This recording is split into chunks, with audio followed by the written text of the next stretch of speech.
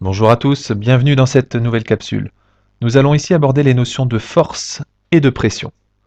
Alors, pour commencer, je vous propose de revisionner un extrait du documentaire que nous avions découvert lors d'une activité précédente, documentaire consacré au record du monde d'Usain Bolt.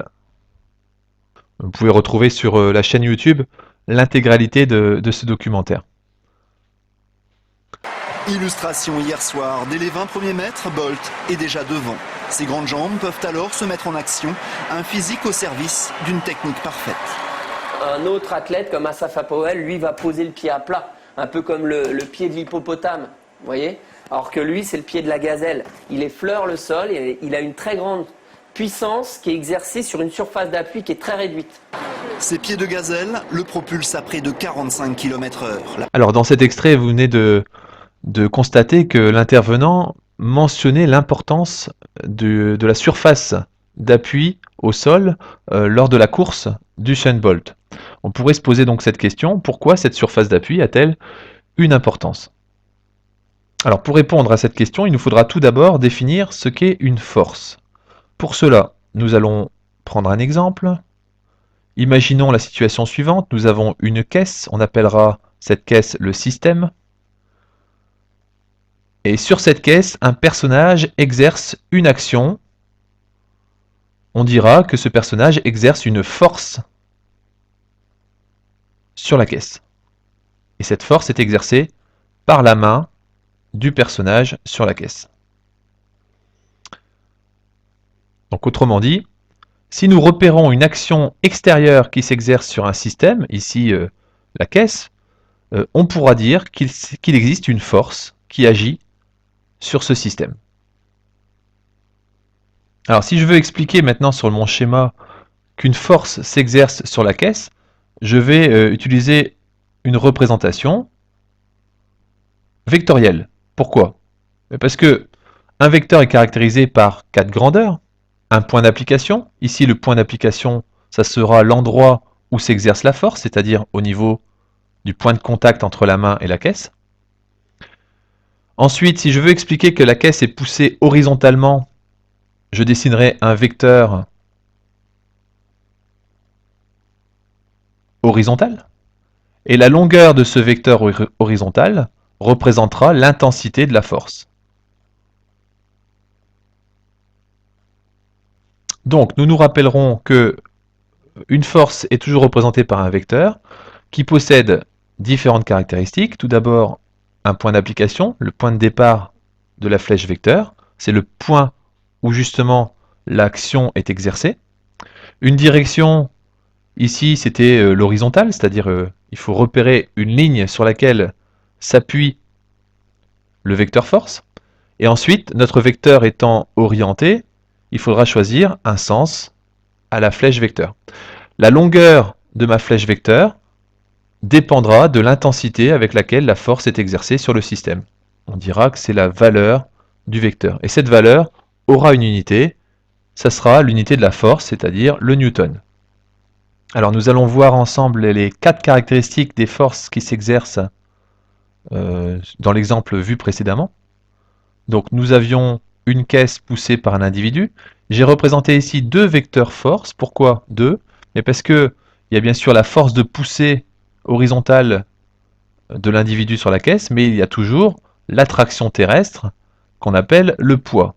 Donc ces 2 vecteurs étant différents, on va les nommer différemment. Nous avons le poids ici représenté en blanc et nous avons la force de poussée ici représentée en rouge. Donc dans le tableau ci-dessous, je vais indiquer les caractéristiques de ces 2 forces.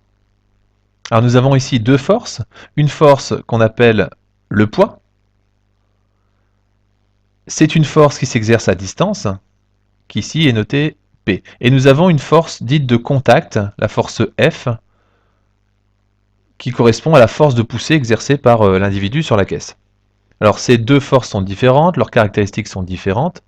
Alors tout d'abord, le point d'application de chacune de ces forces. Le poids s'exerce sur tous les points de la caisse, l'attraction terrestre s'exerce sur tous les points de la caisse, qui est le système, et on choisira donc un seul point pour représenter le vecteur force, ici le point qui correspond au centre de gravité de la caisse. Ce centre de gravité, on le note G. Donc je peux compléter mon tableau en indiquant que le point d'application de la force poids est le centre de gravité. Ensuite, la force F ici a comme point d'application le point de contact entre la main et la caisse. On appellera ce point par exemple le point A, et donc dans mon tableau je noterai que le point de contact entre la main et la caisse est le point d'application du vecteur F. Ensuite nous avons un vecteur, le vecteur poids, qui est dirigé verticalement, c'est sa direction, tandis que le vecteur F est dirigé horizontalement. Le vecteur poids est dirigé vers le bas, c'est donc le sens de ma flèche, tandis que le vecteur F est dirigé vers la droite ici sur le schéma. Autrement dit, de la main vers la caisse. Et enfin, la dernière caractéristique, c'est la valeur du vecteur. Alors pour connaître la valeur, il nous faut une échelle de représentation. Ici, mes vecteurs ont une certaine longueur. J'ai besoin de connaître l'échelle qui doit être indiquée sur un schéma si on vous le demande. Donc ici, par exemple, deux carreaux représentent 10 newtons. Il suffit donc de comparer la taille de mon vecteur F avec cette échelle. En l'occurrence ici, mon vecteur mesure 6 carreaux, autrement dit 30 newtons. Tandis que le vecteur P mesurait 1, 2, 3, 4, 5, 6, 7 carreaux, autrement dit 35 newtons.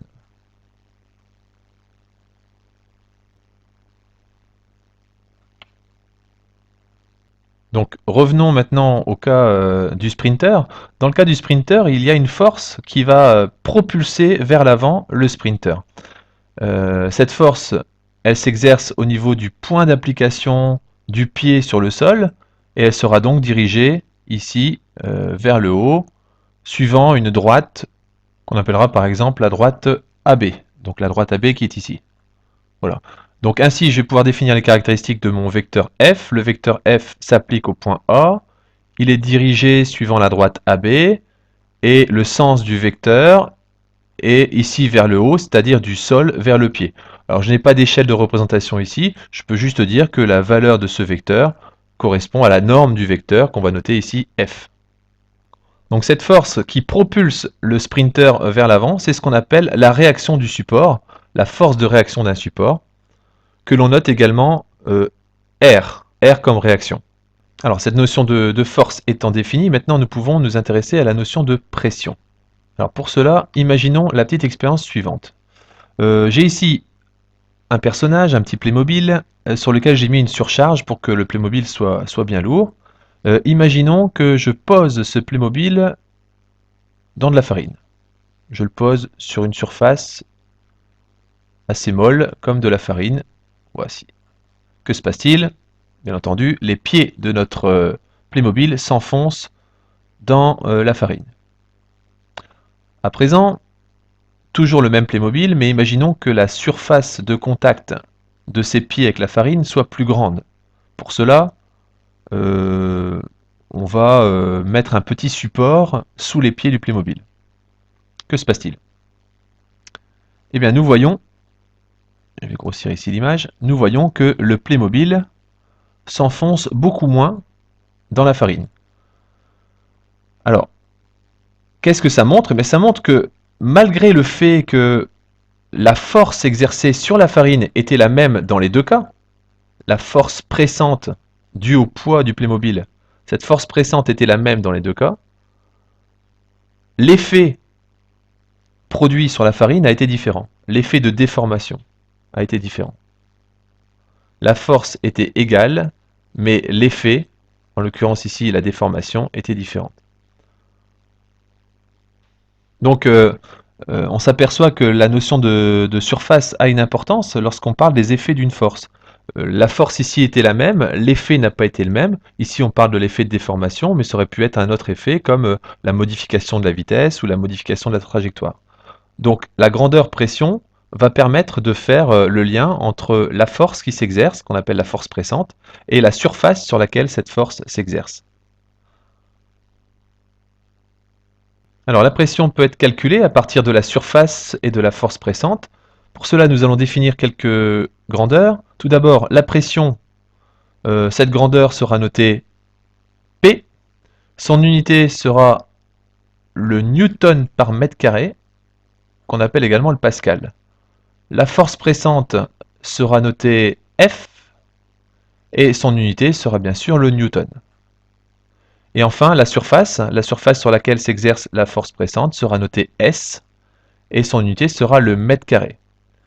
D'après l'unité qui est ici, le newton par mètre carré, on voit apparaître la relation qui lie la pression P, la force F et la surface S, et cette relation, c'est la suivante, P égale F sur S, le rapport entre la force pressante et la surface.